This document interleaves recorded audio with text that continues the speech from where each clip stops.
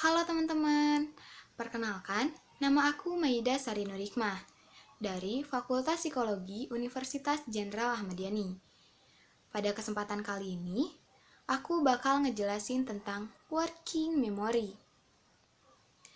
Apa sih yang dimaksud dengan working memory? Dan apa aja komponen yang terdapat dalam working memory? Yuk, langsung aja ke pembahasannya. Yang pertama, pengertian.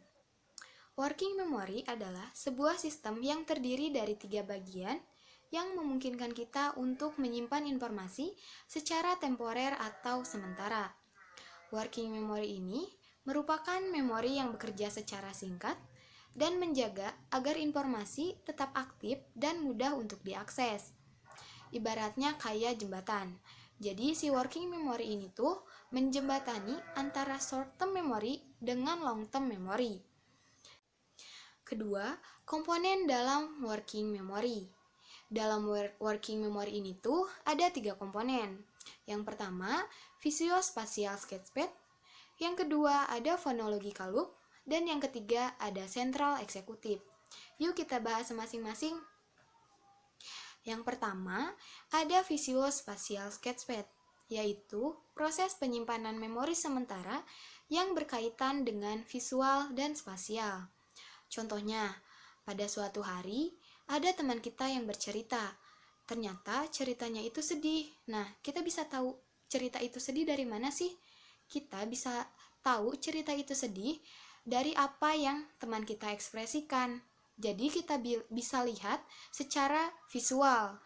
Misalnya, dari matanya yang merah, sembab, kayak abis nangis gitu, ditambah misalnya dengan ketika bercerita sambil mengeluarkan air mata.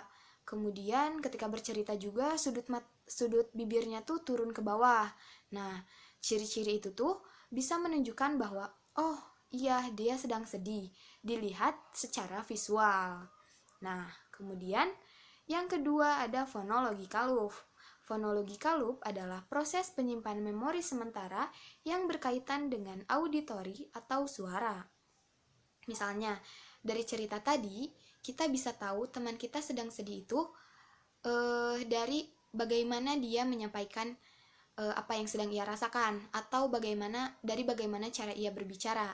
Misalnya, ketika bercerita tuh suaranya pelan, ditambahkan tadi nangis, jadi suaranya tuh bakal terseduh-seduh gitu. Nah, ini tuh masuk ke dalam phonological loop.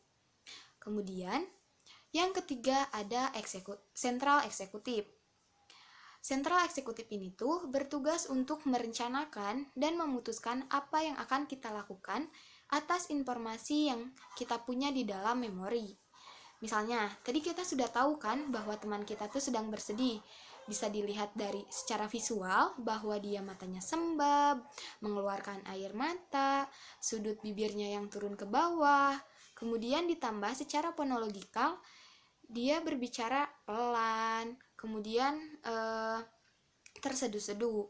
Dari situ kita bisa memutuskan bagaimana ya kita menanggapi teman kita ini. Misalnya, aku gak mau nih teman aku sedih terus gitu. Nah, aku putusin buat misalkan menghibur dia. Misalnya, ngasih dia makanan, cemilan, atau misalkan ngajak dia jalan-jalan biar dianya tuh gak teringat sama hal itu terus gitu. Cukup sekian video kali ini. Mohon maaf apabila ada kesalahan. Semoga bermanfaat bagi teman-teman. See you.